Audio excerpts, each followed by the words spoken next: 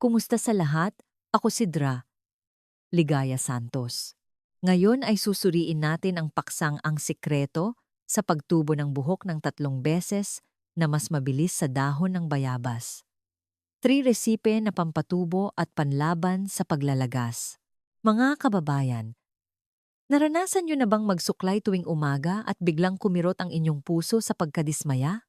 Ang makita ang mga hibla ng buhok na naglalaglag sa sahig, sa unan tuwing gigising, ang pakiramdam na unti-unting kumukonti ang inyong buhok at nagiging manipis ang anit.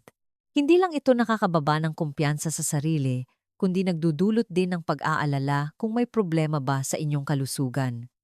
Naiintindihan ko, lubos kong naiintindihan ang pakiramdam ng kawalang magawa, ngunit huwag kayong magmadaling malungkot. At huwag din kayong magmadaling gumastos ng milyon-milyon sa nakakapinsalang kemikal.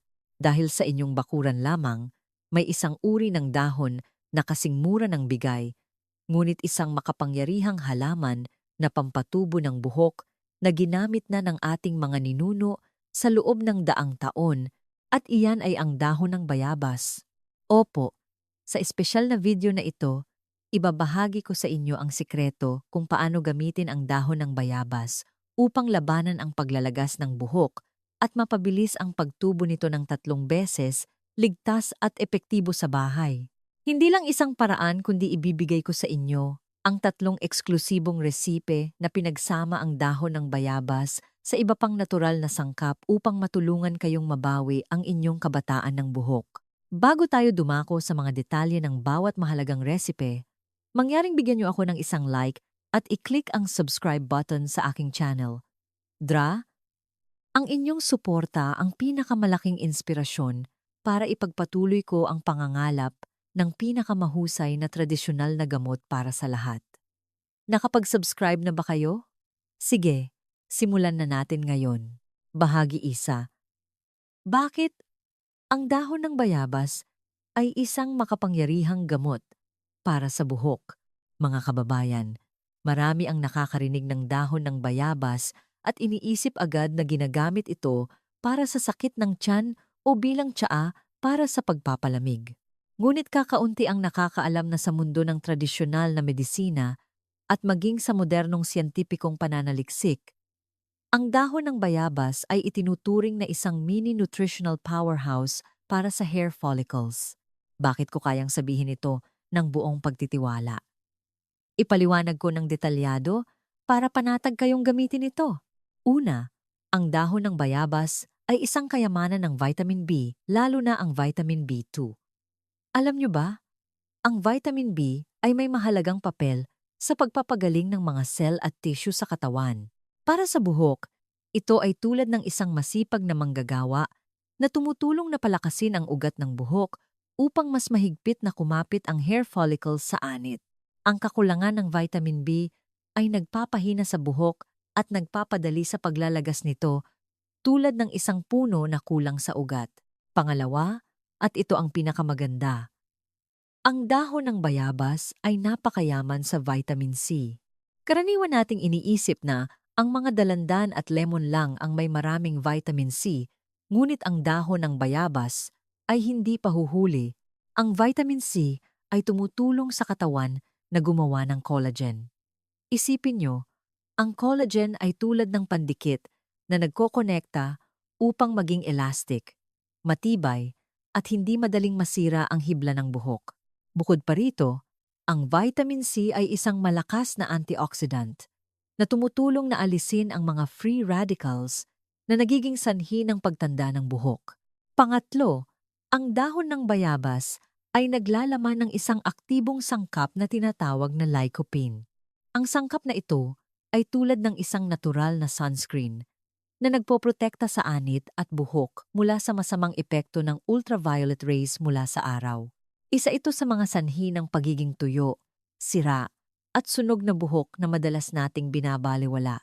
At panghuli, ang dahon ng bayabas ay may napakagandang antibacterial at anti-inflammatory properties. Kung mayroon kayong paglalagas ng buhok dahil sa fungal infection sa anit o sa sobrang balakubak, ang tubig ng dahon ng bayabas ay isang kalaban ng bakterya na tumutulong sa paglilinis ng anit ng pinakamabanayad na paraan. Naririnig pa lang ito, excited na kayong gawin ito. Tama ba? Kaya, hindi ko na kayo patatagalin. Ibabahagi ko na agad ang 3 gintong resipe mula sa dahon ng bayabas na pinili ko ng maingat. Panoorin nyo ng mabuti at piliin ang resipe na pinakaangkop sa kondisyon ng inyong buhok ngayon. Bahagi 2, 3 gintong resipe mula sa dahon ng bayabas para sa paglalagas ng buhok, pagpapadilim ng buhok, at pagpapagaling ng buhok. Recipe 1. Purong katas ng dahon ng bayabas. Mabilis na lunas sa paglalagas ng buhok. Ang unang resipe na nais kong ipakilala ay ang paggamit ng purong katas ng dahon ng bayabas. Ang paraan na ito ay para sa mga abala na nais makahanap ng simple, magaan, ngunit epektibong paraan na nagbibigay ng pinakamataas na benepisyo ng dahon ng bayabas. Ang mga sangkap na kailangan ay napakasimple lamang. Isang dakot ng sariwang dahon ng bayabas. Pakiusap, pumili ng mga dahon na hindi masyadong bata at hindi rin masyadong matanda, tinatawag na bante sa Vietnamese, na angkop din sa gulang sa Filipino, tumutukoy sa dahon na nasa tamang gulang para sa pinakamataas na bisa. Ang masyadong matatandang dahon ay maraming hibla at kaunting katas. Ang masyadong batang dahon naman ay kulang pa sa bisa. Ang mga dahon na malaki, berde, at walang sakit ang pinakamahusay. 1 litro ng malinis na tubig, detalyadong paraan ng paggawa. Hakbang 1, paghahanda. Pitasin ang mga dahon ng bayabas, hugasan ng maigi sa umaagos na tubig upang maalis ang dumi, lupa, at itlog ng insekto. Pagkatapos, ibabad ang dahon ng bayabas sa malabnaw na tubig asin sa loob ng 10 hanggang 10 minuto para sa kumpletong disimpeksyon, hanguin, at patuyuin. Hakbang 2. Pagluluto. Ilagay ang 1 litro ng tubig sa kaldero, pakuluan. Kapag kumukulo na ang tubig, ilagay ang nahugasang dahon ng bayabas. Mahalagang paalala. Sa puntong ito, huwag agad patayin ang kalan. Hinaan ang apoy at hayaang kumulo ng mahina sa loob ng 15 hanggang 10 minuto. Bakit kailangan itong pakuluan ng matagal? Ito ay upang ang mga essences at bitamina sa dahon ng bayabas ay magkaroon ng sapat na oras upang lumabas lahat sa tubig. Mapapansin nyo na unti-unting magiging kulay amber ang tubig at isang banayad, bahagyang maalat na amoy ng bayabas ang kakalat sa inyong kusina. Napaka-relaxing, hindi ba? Hakbang 3, paggamit. Pagkatapos ng 20 minuto, patayin ang kalan, salain ng tubig, at itapon ang mga dahon. Hintayin na lumamig ang tubig, dapat mainit-init pa rin ito bago gamitin. Paraan ng paggamit. Una, hugasan ng maigi ang inyong buhok gamit ang inyong regular na shampoo upang maalis ang dumi. Pagkatapos matuyo ng bahagya ang buhok, dahan-dahang ibuhos ang tubig ng dahon ng bayabas mula sa ugat hanggang sa dulo, lalo na gamitin ang inyong 10 daliri upang dahan-dahang imasahe ang anit. Isipin na parang dinidiligan nyo ang mga bagong tubo na halaman, imasahe sa pabilog na galaw sa loob ng mga 10 minuto upang ang mga nutrients ay makapasok ng malalim sa hair follicles. Pagkatapos, kumuha ng isang tuwalya at ibalot ang buhok sa loob ng karagdagang 20 minuto. Panghuli, banlawan lang ng maigi gamit ang malamig na tubig. Hindi na kailangan pang mag-shampoo ulit. Hayaan lamang ang banayad na amoy ng bayabas na manatili, napakasarap din sa pakiramdam.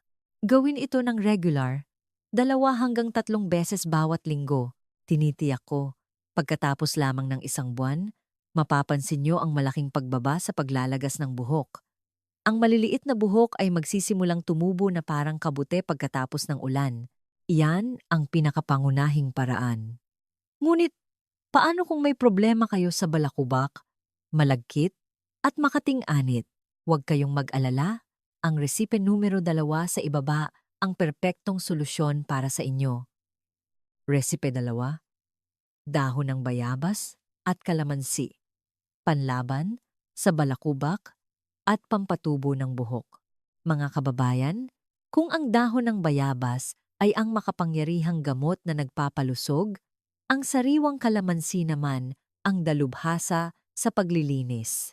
Kapag pinagsama ang dalawang ito, magkakaroon tayo ng isang napakalakas na pinaghalong pang-exfoliate, panlaban sa balakubak, at pampatubo ng buhok dahil ang kalamansi ay naglalaman ng citric acid at maraming vitamin C na tumutulong sa pagbalanse ng pH level ng anit, pagtanggal ng matigas na balakubak, at pagkontrol sa sobrang langis. Ito ang pangunahing sanhi ng malagkit at madaling malagas na buhok. Mga sangkap na kailangan: isang dakot ng nalinis na dahon ng bayabas, gulang, isang hinog na kalamansi, 1 litro ng malinis na tubig. Detalyadong paraan ng paggawa. Una, ilagay ang dahon ng bayabas sa kaldero kasama ang 1 litro ng tubig at pakuluan. Mahalagang paalala: kapag kumukulo na ang tubig, hinaan ang apoy sa pinakamababa, takpan, at hayaang kumulo ng mahina sa loob ng 20 minuto. Ang oras na ito ay kinakailangan upang mailabas ng dahon ng bayabas ang lahat ng katas at essential oils nito sa tubig. Kapag nakita nyo ng nagiging kulay amber brown ang tubig at kumakalat ang mabangong amoy ng bayabas sa kusina, ibig sabihin ay tama na ang pagkakaluto. Ngayon, salain ang katas ng dahon ng bayabas sa isang maliit na palanggana o mangkok at itapon ang mga dahon. Maliit na tip: maging matiyaga at hintaying lumamig ang tubig. Dapat mainit-init pa rin ito, mga 30 hanggang 40 degrees Celsius bago nyo pigain ang kalamansi. Huwag nyo pipigain ang kalamansi kapag kumukulo pa ang tubig dahil ang mataas na temperatura ay magpapasingaw sa lahat ng mahalagang vitamin C sa kalamansi.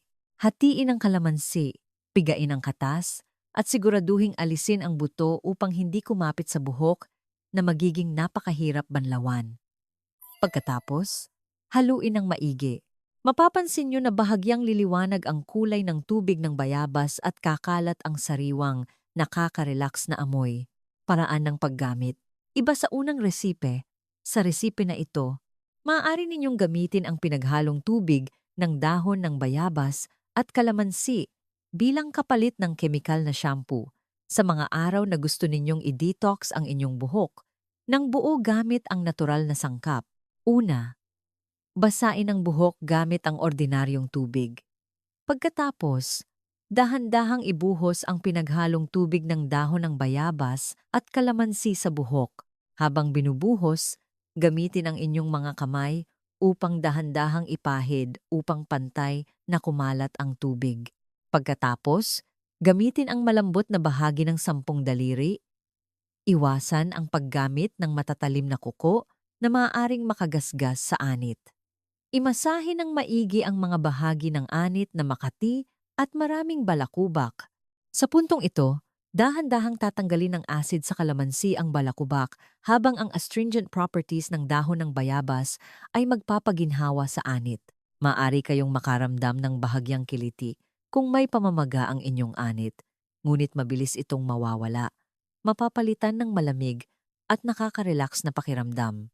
Ipagpatuloy ang pagmasahe sa loob ng 10 hanggang 10 minuto. Hindi lang ito nakakatulong sa paglilinis ng balakubak, kundi nakakatulong din sa pagdaloy ng dugo sa utak. Sa huli, banlawan lang ng maigi ang buhok gamit ang malamig na tubig.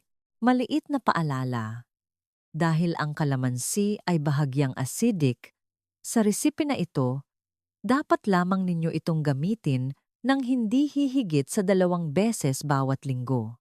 Ang sobrang paggamit ng kalamansi ay maaaring magpatuyo ng bahagya sa buhok, ngunit kung gagamitin ng tama, ang buhok ay magiging malambot, walang balakubak, at makintab na nakakagulat. Ang pakiramdam pagkatapos gamitin ang recipe na ito ay napakasarap, magaan ang ulo, at sariwa ang anit na parang nabunutan ng tinik. Subukan nyo agad ngayong gabi upang maramdaman ang pagbabago. Iyan ang paraan para labanan ang balakubak.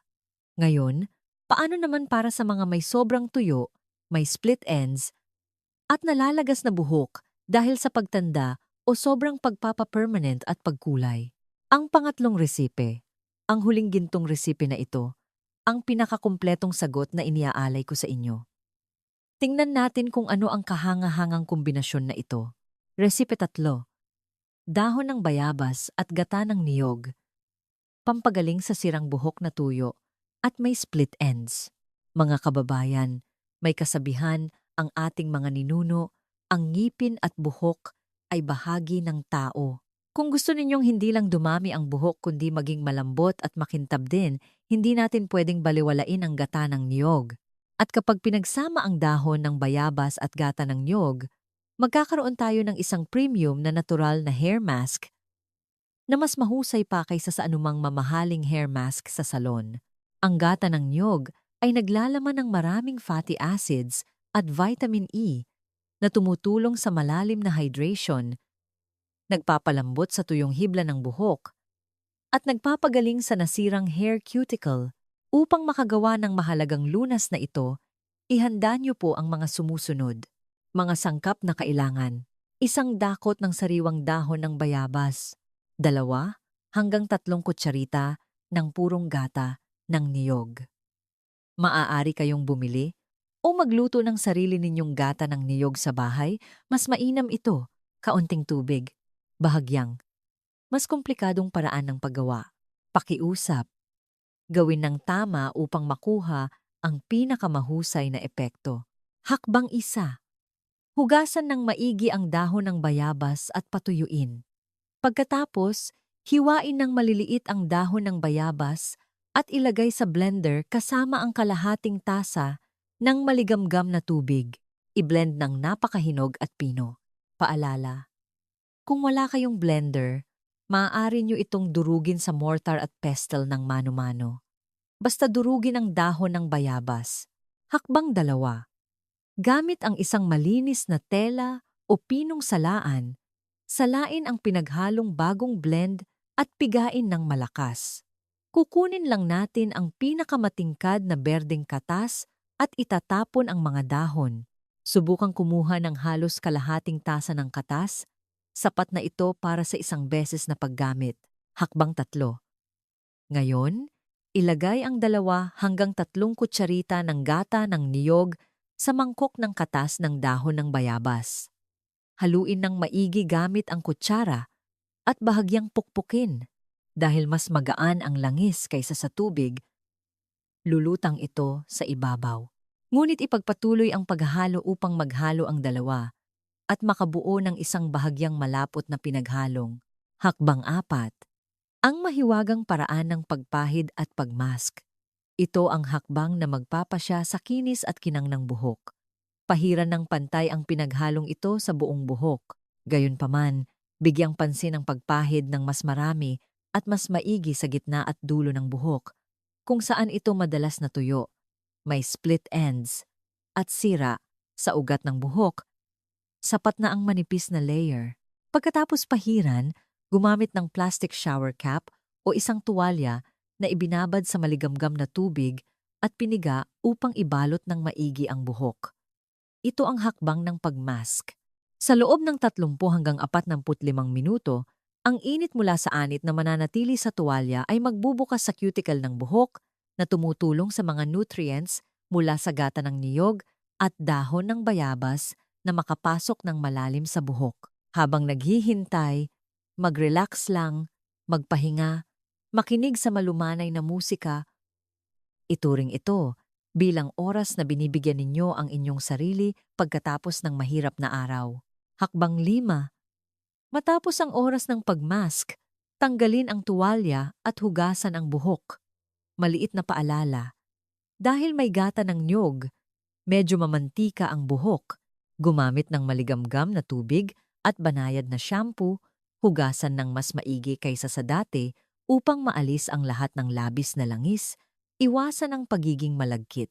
Sa huli, banlawan muli gamit ang malamig na tubig upang ma-lock in ang moisture. Sa resipe na ito ng malalim na pagpapagaling, kailangan lang ninyong gawin ito ng regular 1 hanggang 2 beses bawat linggo. Lubos akong naniniwala na pagkatapos lamang ng halos 2 linggo o 3 hanggang 4 na beses na pagmask, kapag hinaplos nyo ang inyong buhok, hindi nyo na mararamdaman ang pagiging magaspang.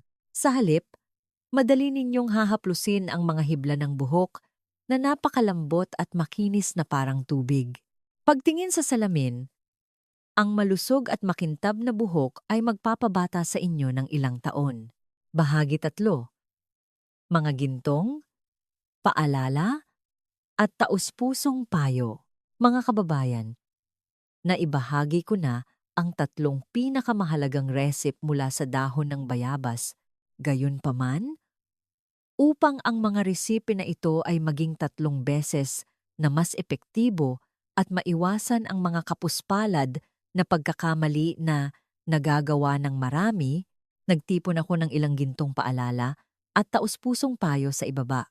Mangyaring manatili pa ng kaunti upang pakinggan ang mahalagang bahaging ito. Opo, labis akong nagpapasalamat dahil matiyaga kayong nanatili hanggang dito.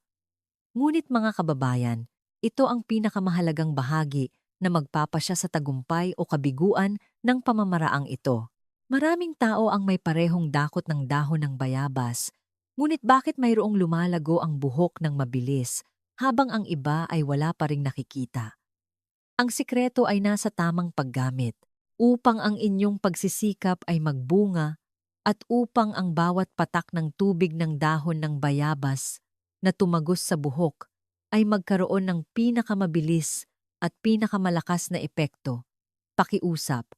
Tandaan ang mga gintong paalala sa ibaba. Ang pagpupursigi ay susi. Ang mga natural na pamamaraan ay hindi maaaring magkaroon ng agarang epekto tulad ng mga kemikal na gamot. Kailangan ng buhok ng oras upang sumipsip at gumaling ayon sa biological cycle nito. Kaya, maging matiyaga at gawin ito ng regular sa loob ng hindi bababa sa 4 hanggang 6 na linggo upang makita ang malinaw na resulta. Huwag mawalan ng pag-asa pagkatapos ng 1 o 2 beses. Angkop na dalas. Huwag magmadali. Huwag dahil gusto mong mabilis na lumago ang buhok ay araw-araw kang mag-shampoo. Ang sobrang pag-shampoo ay maaaring magtanggal ng natural na langis na nagpoprotekta sa anit na nagpapatuyo sa buhok. 2 hanggang 3 beses bawat linggo ang ideal na bilang. Subukan ang reaksyon. Para sa mga may sobrang sensitibong balat, sa unang beses na paggamit, subukang magpahid ng kaunting tubig ng dahon ng bayabas sa maliit na bahagi ng balat, sa likod ng tenga o sa pulso. Kung wala kayong makitang pamumula o pangangati, maging panatag na gamitin ito sa buong ulo. Isama sa diet at pamumuhay. Bukod sa pagpapahid ng dahon ng bayabas, tandaan na kumain ng sapat, uminom ng maraming tubig, matulog ng sapat, at panatilihin ang isang positibong saloobin. Kapag komportable ang isip, magiging malusog at maganda rin ang buhok. At isa pa, kung mayroon kayong matinding paglalagas ng buhok na may kaugnayan sa sakit, tulad ng paglalagas ng malalaking patch, mangyaring kumonsulta sa doktor para sa partikular na pagsusuri.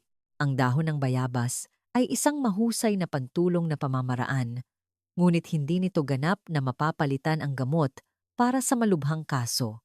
Ang mga paalala na ito ay maaaring medyo detalyado, ngunit lahat ay nagmula sa hangarin na maging ligtas kayo at makuha ang pinakamahusay na resulta. Naniniwala ako na sa mga simpleng resip na ito mula sa dahon ng bayabas. Sa kaunting pagpupursigi araw-araw, mabilis ninyong mababawi ang inyong makapal, itim, at natural na kumpiyansa sa buhok. Subukan nyo agad ngayon at huwag kalimutang bumalik dito. Mag-iwan ng komento sa ibaba para ipaalam sa akin ang resulta. Ako ay magiging napakasaya na basahin ang mga magagandang balita mula sa inyo. Kung nakita ninyong kapaki-pakinabang ang video na ito, mangyaring i-click ang like para suportahan ako. I-click ang subscribe button sa aking channel Ligaya Santos. At lalo na, i-click ang icon ng kampana sa tabi nito upang kapag naglabas ako ng bagong video tungkol sa kalusugan, kayo ang unang makakatanggap ng abiso. Huwag din kalimutang ibahagi ang video na ito sa inyong mga kaibigan at pamilya upang maikalat ang magagandang bagay na ito sa komunidad. Sa huli, nais kong batiin kayo at ang inyong pamilya ng saganang kalusugan, payapang kaluluwa, at laging manatiling masaya at bata. Paalam at muli tayong magkita-kita sa susunod na mga video sa aking channel Ligaya Santos. Salamat po.